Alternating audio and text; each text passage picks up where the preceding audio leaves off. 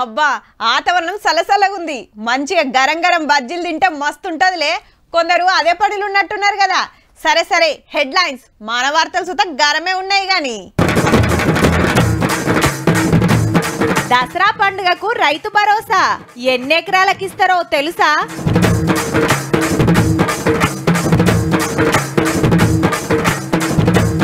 ఆ ఇండ్లకు లోన్లు ఇవ్వొద్దు, హైడ్రా లేఖ రాసింది కుద్దు.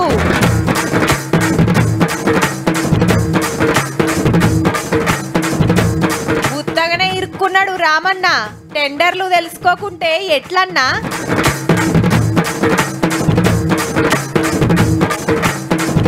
గుడిమెట్లు గడిగిన పవన్ సారు హాళ్ళ నరుసుకున్నాడు వార్ పార్.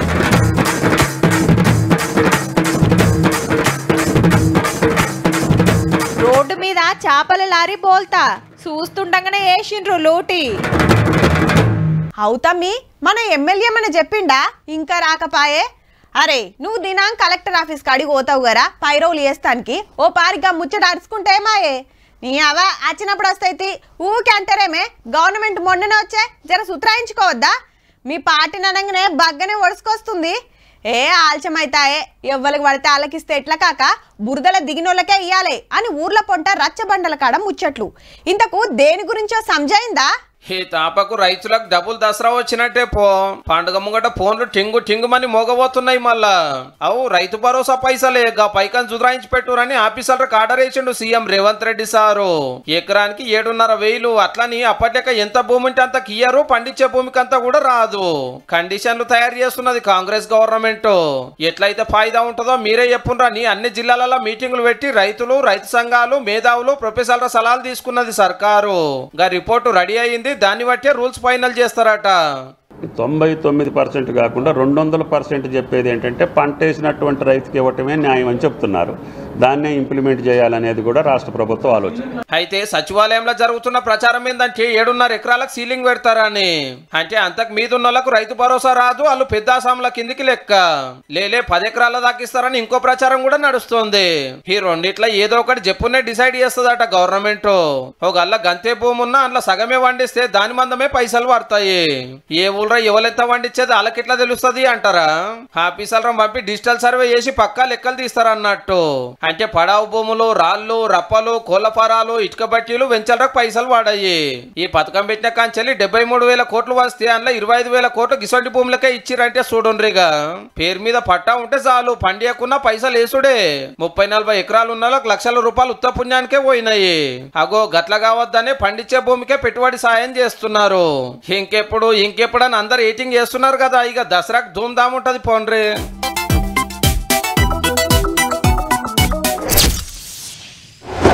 ముంగట ఇలేకర్లు ఉన్నారు, మాట్లాడటానికి మైకులు ఉన్నాయి, చూపిస్తానికి టీవీలు ఉన్నాయి, రాస్తానికి పేపర్లు ఉన్నాయి కదా అని ఏది పడితే అది మాట్లాడితే ఎవరో ఒకరు దొరకబడతారు పక్క.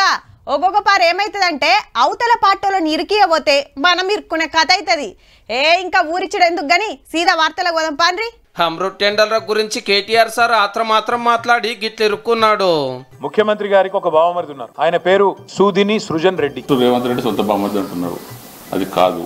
సృజన్ రెడ్డి నా సొంత అల్లుడు. ఒక శిఖండి సంస్థలాగా అడ్డం పెట్టుకొని ఇవాళ సూదిని సృజన్ రెడ్డి, అనుముల రేవంత్ రెడ్డి ఇద్దరూ కలిసి ప్రజాధనాన్ని కొల్లగొడతా ఉన్నారు. కలిసి చెప్దాం అనుకుంటున్నాం. తనకు కూడా రాంగ్ ఇన్ఫర్మేషన్ ఇచ్చినట్టున్నారు. దట్ కరెక్ట్ కాదు. రాజకీయాలకు బిజినెస్ కు సంబంధం లేదు గదన్నట్టు. ఆ టెండర్లతోటి సీఎం గారికి సంబంధం లేదు. సృజన్ రెడ్డి అన్నట్టు మాల్లుడు అని కులా చెప్పిండు ఉపేందర్ రెడ్డి సారు. గమ్మతేందంటే ఈ సార్ కూడా బీఆర్ఎస్ లీడరు, మొన్నటిదాకా ఎమ్మెల్యేనే. అనవసరంగా మమ్మల్ని ఏదో లాగి మాకు ఇబ్బందికరంగా మాట్లాడేది. ఎవరికి టెండర్ వచ్చిందో ఎట్లొచ్చిందో పూరాగా తెలుసుకోకుండానే ముఖ్యమంత్రిని బదనాం చేయబోయి రామన్ ఇరుక్కపోయిండు. సొంత పార్టీ లీడర్ తోటే కౌంటర్ వేయించుకునే కథ చేసుకున్నాడు.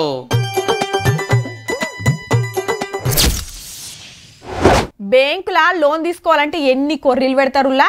ఆ కాగితం కావాలి, ఈ కాగితం కావాలి, కరెంట్ బిల్లు ఉన్నదా, ఇంటి పన్ను కడుతుర్రా, ఇంటి కాగితాలన్నీ కరెక్ట్ ఉన్నాయా లేవా అని 1కి 4 మాటల చెక్కింగ్ చేసి గప్పుడు ఓకే వేస్తారు. అయితే బ్యాంకులకు కాగితాలు ఉంటే చాలు, ఆ జాగా ఏడుంది, ఈలదేనా, ఏరటోళ్ళదా అని అస్సలు పట్టించుకోరు. పేపర్లు చూసినామా, లోన్లు ఇచ్చినామా, కట్టకుంటే సీజ్ చేసినామా అన్నట్టే ఉంటారు. అయితే బుల్డోజర్లు దిగుడు రప్ప రప్ప ఊలగొట్టుడు. లేలే మాకు పర్మిషన్ ఉందని ఒకలు, మేము ట్యాక్స్ కడుతున్నామని ఒకలు, అన్ని కరెక్ట్ ఉంటేనే కదా బ్యాంకు లోన్ ఇచ్చిందని ఇంకోగాలు. అందుకే బ్యాంక్ ఆఫీసర్లకు ఉత్తరం రాసిర్రు హైడ్రా తరపున లోన్ ఇచ్చేటప్పుడు జర ఎంక్వైరీ చేసి ఇయ్యండ్రని. అట్లనే బ్యాంకులతోటి మీటింగ్ కూడా పెడతారట. అవు మరి ఇండ్లు కొనేటోళ్ళు ఏమనుకుంటారు, అన్ని కరెక్ట్ ఉంటేనే లోన్ వస్తుందని గట్టి నమ్మిక.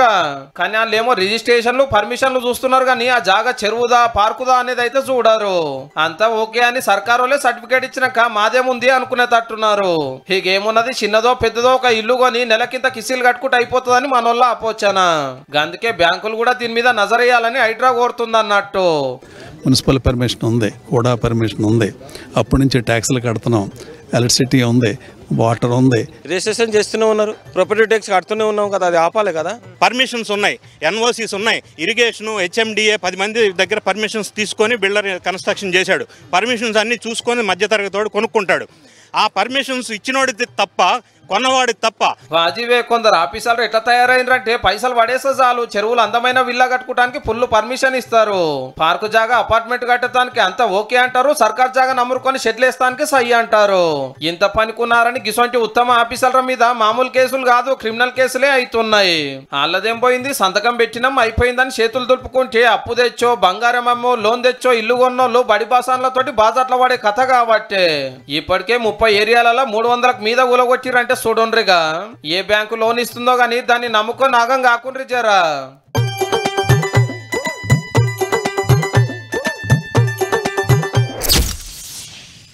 ఓ 4-5 రోజుల కాంచి వార్తలంటే కమ్మటి తిరుపతి లడ్డూల గురించే.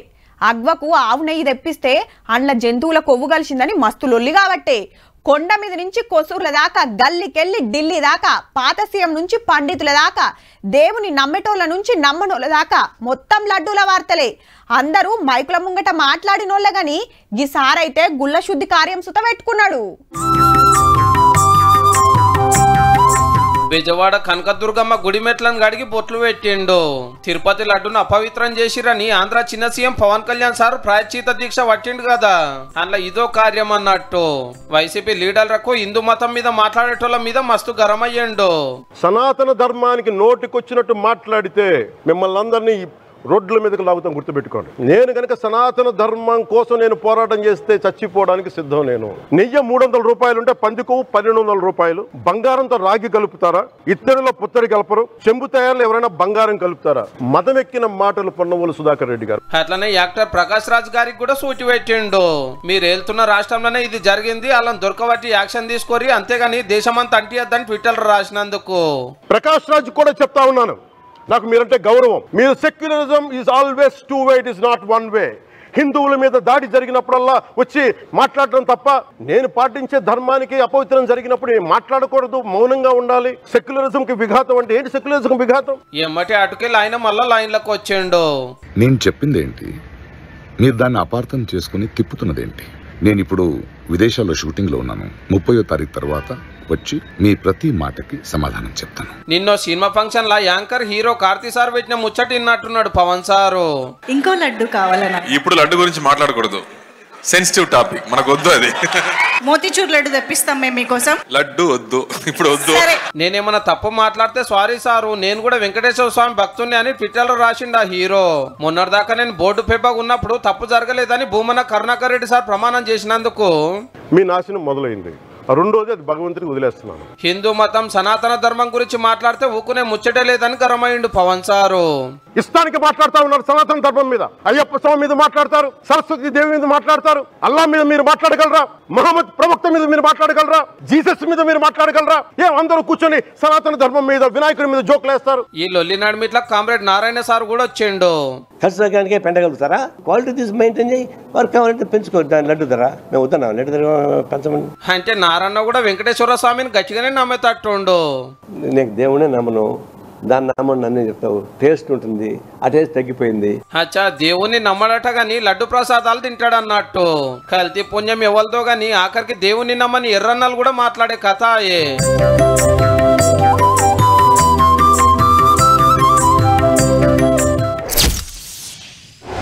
ఏటీఎంల కారెట్ పెట్టంగానే మన బ్యాంక్ అకౌంట్ వివరాలు, అందులో ఎంత పైకం ఉన్నది మొత్తం చూపిస్తుంది. పిన్ నెంబర్ కొట్టి పైకం ఇడిపియొచ్చు. డ్రైవింగ్ లైసెన్సు, ఆర్సీ, ఆధార్ కార్డులు ఇట్లా ఏది తీసుకున్నా గా నెంబర్లు ఆన్లైన్లో కొడితే చాలు మన పుట్టిన తారీఖుల కాంచి వివరాలు మొత్తం వచ్చేస్తాయి. ఇవాళ రేపు అంతా ఆన్లైనే కాబట్టి ఒకవేళ కారటు అయినా గా నెంబర్ ఉంటే మళ్ళీ తీసుకోవచ్చు. సేమ్ టు సేమ్ గట్లనే పేదల కోసం ఈ ఉపాయం చేస్తున్నారు.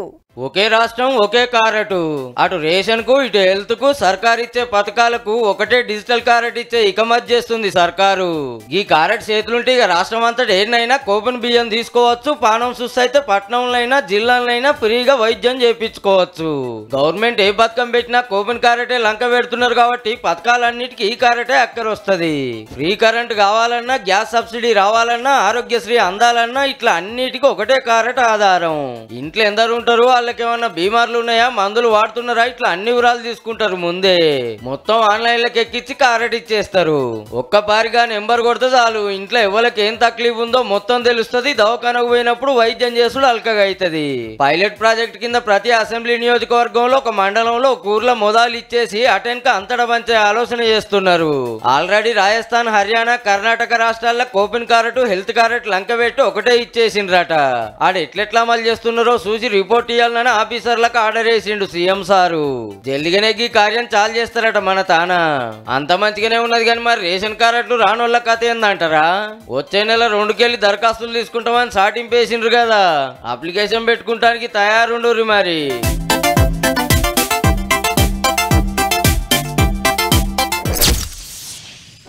మన ఊర్ల డెవలప్మెంట్ కోసం పైసలన్నీ హైదరాబాద్కి వెళ్ళే కాకుండా కొన్ని ఢిల్లీకి వెళ్ళి సుతొస్తాయిల్లో. పెద్ద పెద్ద పనులుంటే ఆడికెళ్ళి కావాల్సిందే. వచ్చినప్పుడు వస్తాయి, అయ్యేటప్పుడు అయితే అని లాపర్వా వేస్తే నడుస్తుందా?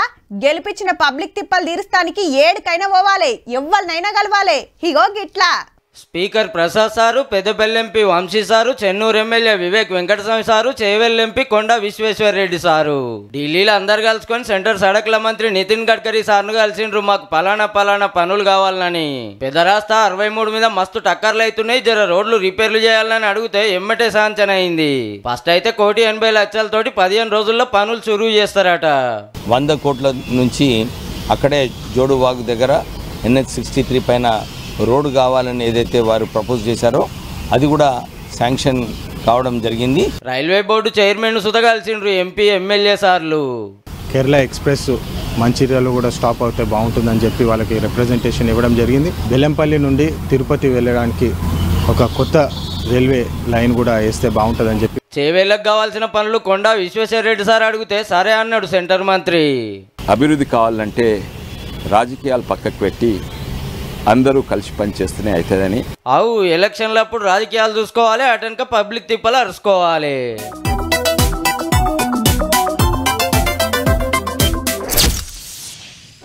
ఇప్పుడు అసెంబ్లీ మీటింగ్లు చాలు కాగానే సర్కార్ వాళ్ళు ఏం చేయబోతున్నారో చెప్తే దాని మీద ప్రతిపక్షాలు లొల్లి చేస్తుంటాయి. చల్ అట్లెట్లా చేస్తారని కూకోరని స్పీకర్ సారు ఒక తీరులో చెప్తున్నా వినిపించుకోలేదనుకోర్రి అందరినీ బయటికి వెళ్ళగొడతారు, లేదంటే న్యాయం జరిగేటట్టు లేదని వాళ్ళే వాకౌట్ చేస్తారు.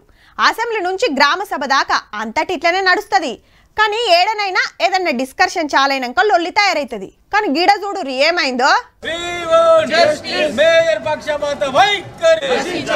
వరంగల్ మున్సిపాలిటీ మీటింగ్ లా బీఆర్ఎస్ బీజేపీ ఒక్కటై కొట్లాడిన ఇల్లో ఎవ్వరు రాకముందే అన్ని ఏరియాలకు పైసలు సమానంగా వంచాలని లొల్లి షురు చేసిండ్రు. గిట్లయితే లోపటికి పోతోళ్ళు ఎట్లా పోతారని పోలీసోళ్ళు ఆపబోతే ఆళ్ల మీదికి మరలబడ్డారు.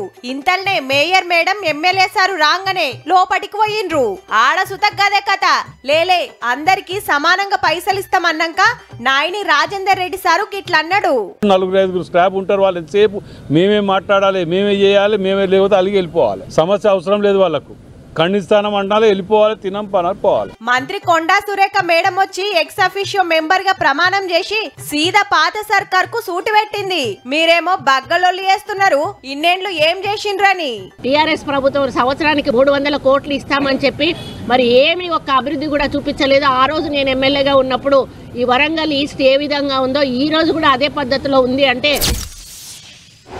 అవునబ్బా, కలెక్టర్ కొలువు ఏ కులపోలు చేయాలి, పోలీస్ ఆఫీసర్ కావాలంటే ఏ కులంలో పుట్టాలి, డాక్టర్ కావాలంటే ఏ కులపొడై ఉండాలి, పలానా కులంలో ఉడితేనే తోపు లాయర్ అవుతారా, బిజినెస్ చేయాలంటే పైసలు ఉండన్నా లేకుంటే కులం కావన్నా. నేను ఇట్లా అడుగుతాంటే కోపం వస్తుందిలే. హౌ కులంతో సంబంధం ఏంది అంటురులే. మరి గీ ముచ్చట చూడుర్రి. ఏ కాలంలో ఉన్నాంరా నాయన నెరికి ఇంత అధ్వానం తయారయ్యిండ్రు. మెదక్ జిల్లా గౌతోజిగూడెం లాగిలతోటి ఎవరు మాట్లాడద్దు, ఏ పనికి వీల్వద్దు, సరుకు సౌదాలు అమ్మొద్దని కుల పెద్దలు ఊరి పెద్దలు పెద్దరాయిల లెవెల్లో తీర్పు చెప్పి తీర్మానం కాగితం రాసి సంతకాలు పెట్టిండ్రు. మీరు గ్రామంలో తిరగొద్దు, ఎవరు మాట్లాడొద్దు, ఎవరైనా మాట్లాడితే 5,000 జరిమానా, 25 చెప్పు దెబ్బలు, మళ్ళా కుమ్మరోళ్ళు కుండియద్దు. మరి గంత తప్పేం చేసిరంటే మేము చదువుకున్నాము, జాబులు చేస్తున్నాము, డప్పు కొట్టము అన్నారు. గంతే మీ తాతలు కొట్టిండ్రు, మీ అయ్య కొట్టిండు, ఇప్పుడు మీరు కూడా కొట్టవలసిందేనని 6-7 ఏళ్ల సంధి సతాయిస్తున్నారట అన్నదమ్ములను. ఓయూలో ఎంకాం చదువుకున్నాను, తమ్ముడు జేఎన్టీలో ఎంఎస్సి చేశాడు. జాబ్ చేయొద్దు, మీరు ఊర్లో ఉండాలి, కొట్టాలి, మీరు మంచి తెల్ల బట్టలు వేసుకొని తిరుగుతారు. నీ కొడుకులు దొరలా పటేన్లా చదివిపిస్తే ఎవరి గురించి చదువుకోండు బూత్ మాటలు వాడల్లే చెప్పలే నీ తరం మాటలు. వెనకటికెళ్ళి వస్తున్నది కాబట్టి కొందరు ఇండ్ల కాడ మంచి చెడ్డల కీలే డప్పు కొట్టాలనేది కట్టాడు. మా కీలు కాదు, జాబ్ చేసే కాడ లీవ్ దొరకదని ఎంత చెప్పినా కాదు కక్కసమని అందరు కలిసి వెళ్ళేస్తే ఏగలేక పోలీస్ స్టేషన్ లో కేసు పెట్టినా ఫస్ట్ పట్టించుకోలేదట. పాప ఆ రోజు ఏడ్చుకుంటూ వచ్చింది స్కూల్ నుంచి, మమ్మీ నా దగ్గర ఎవరు కూర్చుంటలేరు, ఎవరు మాట్లాడనిస్తలేరు నన్ను అని. అట్లా అని చెప్పేసి స్కూల్ కూడా బంద్ చేయించినాం. మీరు మాకు చెప్పుల కింద లెక్కనే ఇప్పటికీ మాకు పని చేయాలని చెప్పేసి అన్నారు. ఇక లాభం లేదని అన్న సీదా హైకోర్టుకు పోయిండు. ఈ రోజులలో గింత ఘోరం ఉంటుందా అని కోర్టు గరం అయ్యి వేలేసిన వాళ్ళని అరెస్ట్ చేసి దళిత కుటుంబానికి సెక్యూరిటీ ఇవ్వాలని ఆర్డర్ వేసింది పోలీసులకు. అగో గప్పుడు కలెక్టర్ గారు ఎస్పీ గారు వచ్చి ఊరలతోటి మీటింగ్ పెట్టిరు ఇట్లా చేసుడు తప్పని. అతనే 19 మంది మీద SC ST అట్రాసిటీ కేసులు అయినాయి. అయినా డప్పు ఇల్లే కొట్టాలనేముంది, ఎరటోళ్ళు కొడితే మోగదా? పైసలు ఇస్తే డప్పేంది, బొమ్మాటు బ్యాండే వస్తుంది, అది కూడా చాలదంటే డీజే కూడా దిగుతుంది. అంటే దళితులు ఎల్లకాలం అదే పని చేయాలి కానీ చదువుకొని జాబులు చేస్తామంటే కొందరికి కళ్ళు మండుతున్నాయి అన్నట్టు.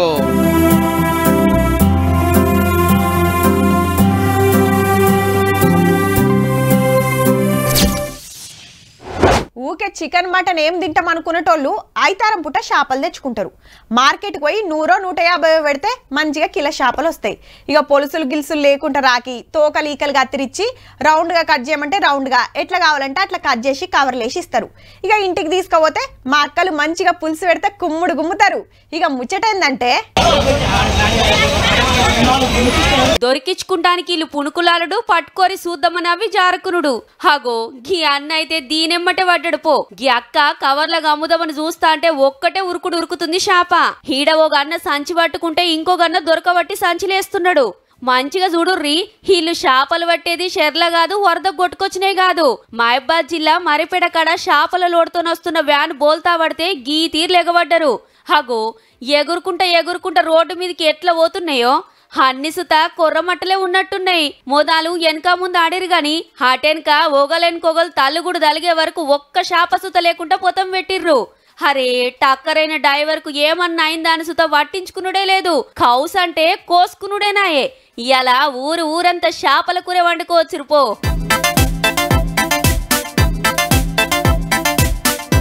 చూసిండ్రు కదా, ఇక ఇవుళ్ళ ఇయాల్టి తీన్మార్ ముచ్చట్లు ఉంటామల్లా. నమస్తే.